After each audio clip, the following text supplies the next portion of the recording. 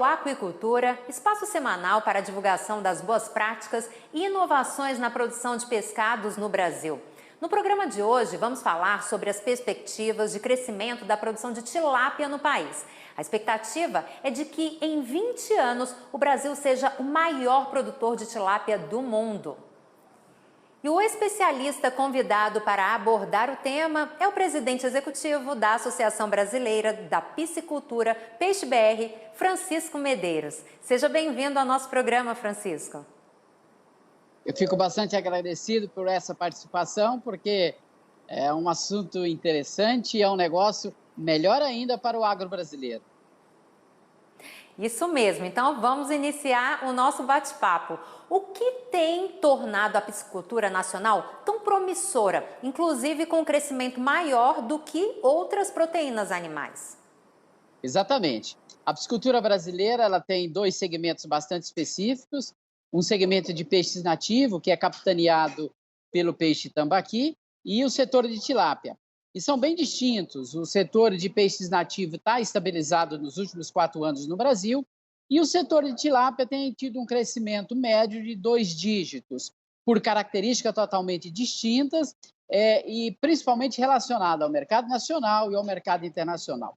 Essas oportunidades e o crescimento ocorrido no Brasil são principalmente decorrentes das condições locais para a produção, seja a disponibilidade de grãos, condições climáticas, recursos hídricos, mas o fator mais importante é o perfil do empresário do agronegócio brasileiro.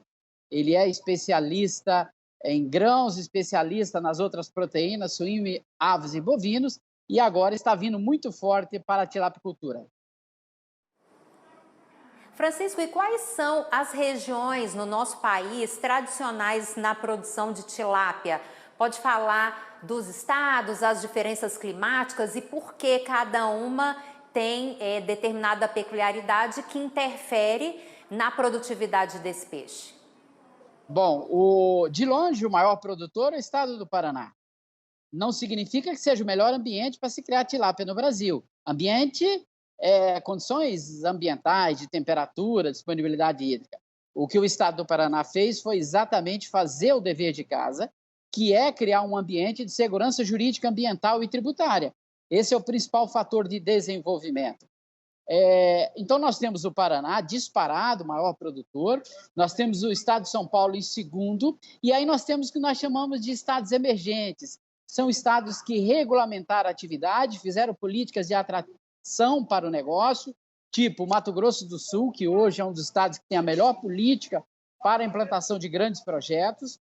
Nós temos o estado do Mato Grosso, o estado do Tocantins e alguns estados do Nordeste. Então, o processo, nesse momento, nós temos bem na frente o estado do Paraná, mas abrindo perspectiva principalmente para os estados da região centro-oeste, que devem ser, no final dessa década e no início da outra, os principais produtores brasileiros.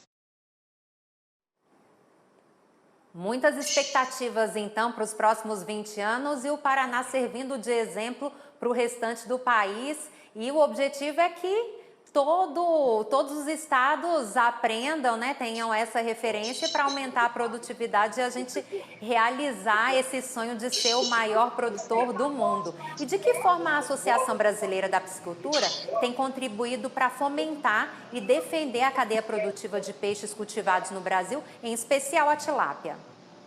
Bom, a Peixe BR é a Associação Brasileira da Piscicultura e ela engloba toda a cadeia de produção, não somente os produtores, mas indústria de ração, os fabricantes de equipamentos, os frigoríficos, ou seja, todo mundo que está dentro do guarda-chuva da cadeia de produção são associados. Nós temos alguns objetivos bastante claros. O primeiro deles é criar um ambiente de segurança jurídica ambiental para que o produtor possa produzir. Porque a piscicultura, a produção de peixe, diferente das outras proteínas de origem animal, tem como necessidade básica primária o licenciamento ambiental, ou seja, você não consegue produzir, você não consegue captar recursos do sistema financeiro se não tiver o licenciamento ambiental. E nós encontramos no Brasil os estados totalmente estrangulados com relação a essa política. Então, nos últimos anos, a gente tem trabalhado estado por estado para que ele crie a sua legislação estadual que permita o desenvolvimento da atividade. Esse é o principal fator. O segundo fator é o fator de representatividade. É uma atividade extremamente nova quando se fala de business do agronegócio. Criar peixe se cria há muito tempo, mas como negócio e nos volumes atuais, isso aconteceu nessa década, ou seja, faz 10 anos e olha lá, de 5 anos para cá.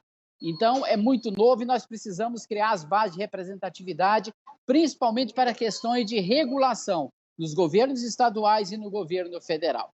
E, por último, que é o item mais importante, é vender bem o nosso produto. Nós precisamos fazer com que o produtor venda no mercado interno e no mercado externo. No mercado interno, nós temos trabalhado principalmente com uma campanha Coma Mais Peixe, que é uma campanha para aumento do consumo, e durante esse período de pandemia tivemos resultados excepcionais, ou seja, o mercado nesse momento é um setor que está extremamente aquecido, né, com boa remuneração para o produtor por conta de demanda interna. E também fizemos um trabalho que começou em 2018, que é um trabalho de exportação do produto.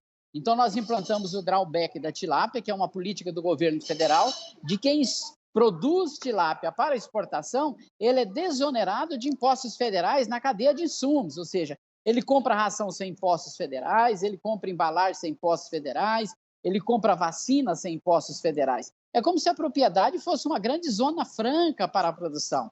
Isso é uma política fundamental para a exportação. E fizemos também um trabalho junto à Apex, que é um trabalho de divulgação, principalmente no mercado americano, estudamos todo o mercado mundial e estabelecemos o mercado dos Estados Unidos como prioritário, onde hoje mais de 90% da nossa tilápia é levada para o mercado dos Estados Unidos. E fizemos também uma parceria com a Embrapa Aquicultura e Pesca, que ela faz uma análise trimestral das nossas exportações. Você tem ideia, no último trimestre, nós aumentamos 53% as exportações de tilápia para o mercado americano, ou seja, nós não temos nenhum outro setor que esteja tão aquecido como esse. Então, são 3 frentes bem distintas de atuação, principalmente para proporcionar para o empresário do agronegócio da piscicultura no Brasil que ele tenha condições de investimento e tenha mercado para ele vender o seu produto a preços competitivos. Ou seja, são inúmeras ações de incentivo à produção e está bem claro o papel da Peixe BR e também você justificou por que tem tantas expectativas nesse crescimento. As atividades, as ações, o trabalho está sendo muito bem feito por vocês. Francisco, que números mais recentes você tem sobre produção de tilápia no país? Receita de vendas internas, exportações também? Olha, nós trabalhamos, inclusive na coleta de dados durante todo o ano, e no início do ano, logo na primeira semana de fevereiro, a gente lança um anuário com todos os dados da produção no caso de 2020. Nós não temos os números consolidados, mas eu tenho uma informação em primeira mão extremamente importante para os ouvintes do canal. 2020 será o ano que nós vamos ter a maior produção de tilápia de todos os anos. Isso em função do que foi alojado, ou seja, que já está no tanque, do que já foi comercializado. Nós temos um setor hoje que está aquecido a indústria de ração, está aquecido o produtor de alevino, de insumo, os frigoríficos cheios, ou seja, nós estamos vivendo um ano bom para a tilapicultura. Nós tínhamos uma preocupação muito grande no início da pandemia, mas tomamos algumas ações para que o setor não paralisasse e posso falar para você que fomos um dos grandes beneficiados durante esse período de pandemia, porque o consumidor parou de consumir a tilápia no restaurante, mas aumentou o incremento de venda para consumir em casa. E é isso que a gente estava procurando. Ele descobriu que é um produto a preços competitivos, fácil de fazer, extremamente saboroso e, como resultado, que é o que a gente espera, aumento de vendas. Tá explicado, então, o sorriso no rosto do Francisco, esse entusiasmo na resposta, porque com 2020, cheio de excelentes resultados na piscicultura e com a tilápia, mesmo com crise, mesmo com pandemia, sim, o que será que vem aí em 2021? Tanto no mercado interno quanto no externo. Ou seja, nós quebramos os recordes de exportações de 2019, não exportamos mais porque nós não tínhamos logística. Olha só, a gente exporta principalmente em aviões para os Estados Unidos e Canadá, e a redução, vocês viram, de aeronave foi muito grande. Nós tivemos voos para os Estados Unidos que 33% da carga era de tilápia fresca. Você vê, e não vendemos mais por conta de logística. Faltou container e faltou avião. Que coisa boa, né? Que notícia maravilhosa. Agora é só organizar a logística para 2021, porque o objetivo é expandir mesmo e condições de produzir mais e mais a gente tem de sobra. E quanto de empregos diretos e indiretos o setor produtivo da tilápia tem gerado no Brasil? Olha, a tilápia hoje corresponde a 57% de tudo que se produz no Brasil em termos de peixes de cultivo. E quando eu falo empregos direto e indireto, como toda a cadeia de produção, desde o produtor de ração, de alevino, a indústria de equipamento, de medicamento, prestadores de serviços, processamento, distribuição e comercialização, o setor hoje emprega aproximadamente em torno de 800 mil pessoas, direta e indireta, sendo que 57% disso são ligados diretamente à tilapicultura, né? Ou seja, praticamente 450 mil pessoas. Fantásticos esses números, esses resultados, realmente está fazendo a diferença na economia e gerando muitos empregos no nosso país, e as perspectivas são disso aumentar ainda mais. Francisco, o Brasil é o quarto maior produtor mundial de tilápia, a gente falou aqui. Sim. E essa espécie representa 57% da produção de pescados do país. Por que a tilápia está na frente de outros peixes nativos, como o tambaqui, por exemplo? E o pirarucu, que está na abertura aí do programa. Por um fator extremamente simples. A tilápia é consumida em 140 países no mundo. A tilápia é um peixe universal de cultivo. E todo mundo consome a tilápia. Em função disso, nós temos um pacote tecnológico de genética, nós temos um pacote tecnológico de rações, nós temos um pacote tecnológico de equipamentos, de manejo, de processamento e comercialização. Ou seja, na tilápia praticamente já está tudo pronto e é um produto que responde muito rápido. No caso dos peixes nativos, nós estamos trabalhando com peixe selvagem, que começou a ir para dentro do viveiro há 20, 30 anos. No caso da tilápia, nós estamos trabalhando com um peixe domesticado que começou o seu cultivo há 4.000 anos atrás. Então, seria, para se fazer um comparativo, nós temos o frango de granja hoje, que é uma ave extremamente desenvolvida tecnologicamente, e nós temos vamos dizer, uma perdiz do campo. Então, o peixe nativo é como se o produtor fosse no campo, pegasse aquele animal selvagem e começasse a produzir. Essa é a diferença da tilápia para os peixes nativos. É a rentabilidade. Eu vou dar um número para vocês. No oeste do Paraná, se produz, em média, 75 toneladas por hectare por ano de tilápia. 75 toneladas por hectare ano de tilápia. A produtividade média do tambaqui é de 7 toneladas por hectare. Então, eu tenho uma produtividade superior a 10 vezes ao peixe nativo. E o produtor, ele necessita ganhar dinheiro, ele precisa ter retorno financeiro para continuar na atividade, gerando emprego, gerando renda e fazendo a atividade e o país crescer. Essa é a diferença. Economia, dinheiro no bolso. Nada mais além disso. Tá certo, ficou claro aqui para o nosso telespectador. E você acredita, então, que em 20 anos o Brasil será o maior produtor mundial de tilápia? Eu também acredito com tudo que você tem falado até agora. E o que precisa ser feito a partir de agora para se alcançar essa meta, Francisco? Bom, nós já estamos trabalhando nisso, tá? Se nós considerarmos que nós crescemos 2 dígitos ao ano, esse ano a gente deve ficar com um crescimento entre 10% e 15%, mais próximo de 15% do que de 10%, né? Nós temos ainda 2 meses para consolidar a produção. É fácil entender esses números. E lembrar, o terceiro maior produtor do mundo é o Egito. O Egito que tem poucos recursos hídricos, não tem grãos para fazer ração como a gente e produz 2 vezes mais tilápia do que a gente. Então, essa é uma primeira conta. E segundo, nós temos uma grande oportunidade de produção, que é a produção em tanque-rede nos lagos das hidrelétricas no Brasil.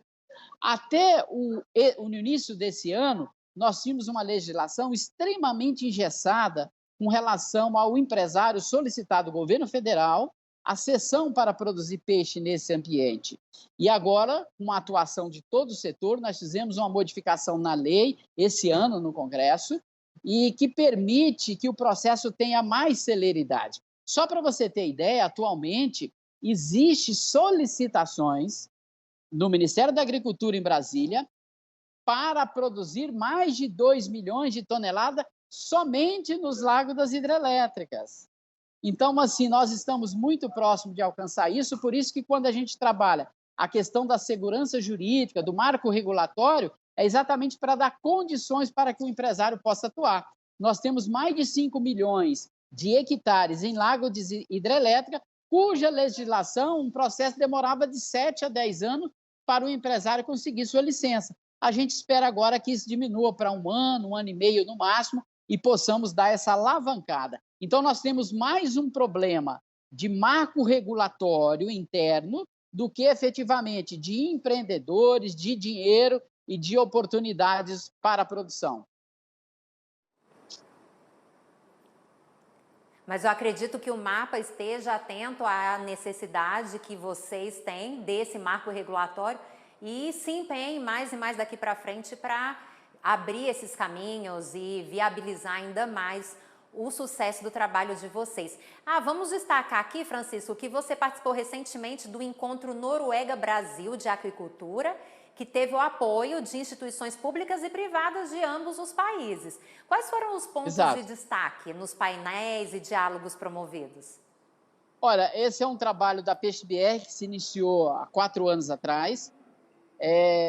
A Noruega, a característica dela é o uso de muita tecnologia na produção de peixes, e a aproximação foi exatamente para que as empresas da Noruega, ou seja, é uma reunião B2B, empresas da Noruega com empresas brasileiras, exatamente para fazer negócios e trazer pacote tecnológico através de vendas, através de joint venture, através de parceria, aquisição de empresas no Brasil, para que nós possamos dar um salto muito mais rápido com relação à tecnologia. Eu vou dar um número, uma informação. No mundo inteiro, hoje, o processamento de filetagem de tilápia é manual. E, através dessa parceria, já está sendo desenvolvida uma máquina que deve entrar no mercado aqui no Brasil e no mercado mundial já a partir do ano que vem, uma máquina robotizada, uma máquina automatizada para processamento de tilápia. Então, isso é resultado já dessa parceria que está cada dia mais forte, a gente está intensificando e eles são excelentes parceiros na área tecnológica e nós precisamos disso. Sem dúvida, Francisco, essa parceria aí eu acho que faz parte desse plano do crescimento do Brasil nos próximos 20 anos e a gente sabe que as empresas norueguesas detêm as mais modernas tecnologias do mundo para a aquicultura e a piscicultura brasileira é muito promissora e você, como representante da PeixeBR, imagina qual o cenário de negócios futuros entre os dois países e também com outras nações, sabendo que a gente tem a Noruega como aliada e ela pode abrir novas portas de negócios, ser um Cicerone do Brasil em novos mercados também. A gente tem trabalhado com ele também em 2 linhas. Um trabalho que se encerrou esse ano, final do ano passado para esse ano, foi exatamente uma análise do filé de tilápia, porque eles fazem isso muito bem. Eles pegaram o salmão, identificaram quais eram os fatores nutricionais importantes para o consumidor saber. Então, hoje, quando você fala em ômega 3, você pensa em salmão. Então, nós fizemos esse trabalho com eles, identificamos que o terroir da tilápia brasileira é o melhor do mundo e que existem ingredientes nutricionais na tilápia brasileira que não existem em outros peixes. Um exemplo, níveis altos de creatinina, que é um aminoácido importante na recuperação muscular, os atletas consomem creatinina em pó, níveis altos de taurina, que também é importante para a atividade física, substâncias que incrementam de forma bastante significativa a produção de hormônio de crescimento, que é importantíssimo para as crianças. Então, essa é uma parceria que a gente tem com eles e que está trazendo excelentes resultados. Nós estamos não só vendo a parte tecnológica de produção, mas principalmente aprendendo de como que literalmente a gente vende nosso peixe. Outro aspecto importante são os aspectos relacionados à sustentabilidade.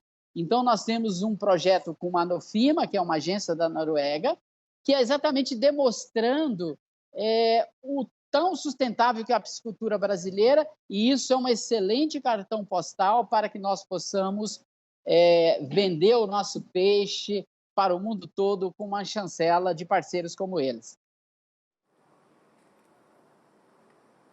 Francisco, e você acha que a Noruega pode se tornar um grande investidor na aquicultura brasileira e colaborar diretamente para esse crescimento internacional previsto para os próximos 20 anos?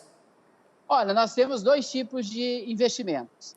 Nós temos o investimento na cadeia de produção, investimento na produção, no processamento e comercialização, que eu acredito que não serão diretamente os noruegueses.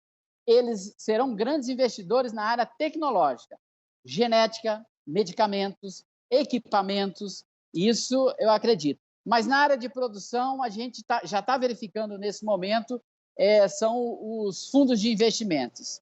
Esses que rodam o mundo inteiro, capital que procura oportunidade, esses sim serão os grandes investidores na atividade no Brasil nas próximas 2 décadas. Sobre mercados concorrentes na produção da tilápia, taxas de exportação também, quais são os principais desafios que o setor vai enfrentar para alcançar o crescimento almejado no mercado global, Francisco? Olha, o Brasil, tradicionalmente, ele tem uma cultura e uma capacidade de produzir proteína animal como nenhum outro país no mundo. Não tem ninguém próximo da gente que seja tão eficiente. E quando a gente cresce de forma bastante significativa, como está ocorrendo nesse momento, a gente começa a enfrentar os aspectos de barreiras sanitárias, que na realidade são barreiras protecionistas disfarçadas de barreira sanitária.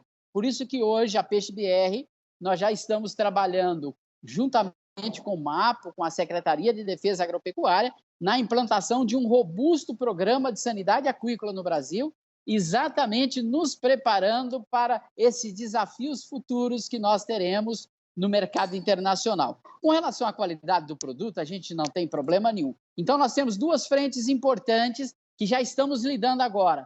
Primeiro, sustentabilidade e segundo, sanidade. Ou seja, para que quando vier os debates, nós já estejamos preparados para oferecer ao consumidor mundial, aos mercados internacionais, que nós estamos trabalhando de forma sustentável e com segurança para o consumo, para os consumidores internacionais. Para nós encerrarmos, então, eu quero saber como os governos federal e estaduais têm contribuído para o avanço do setor da piscicultura.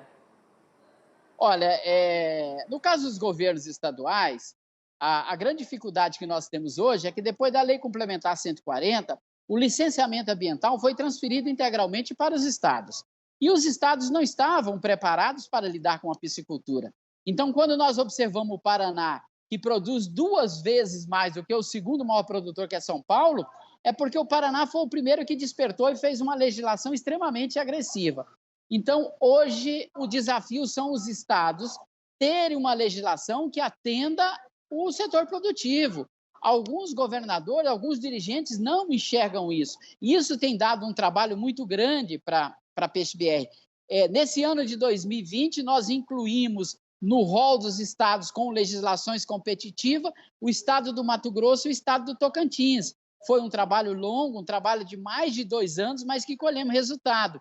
Mas, nesse momento, nós estamos trabalhando com o estado de Minas Gerais e o estado do Pará, que têm oportunidades excepcionais para a produção, mas que ainda estão engessados com relação à questão do licenciamento. No governo federal, é a questão da cessão de águas da União, que eu acabei de falar para você, que são os trâmites dos processos dos lagos das hidrelétricas. Somente agora, no primeiro semestre de 2020, que a gente conseguiu alterar legislações e no último trimestre que o MAPA conseguiu dar celeridade nos processos. Então, a gente tem cobrado diuturnamente da ministra Tereza Cristina para que esses processos, mais de 1.500 processos que estão paralisados há mais de 7 anos no MAPA, possam efetivamente serem dado andamento e a gente possa produzir nessa imensidão de lagos de hidrelétrica que nós temos no país.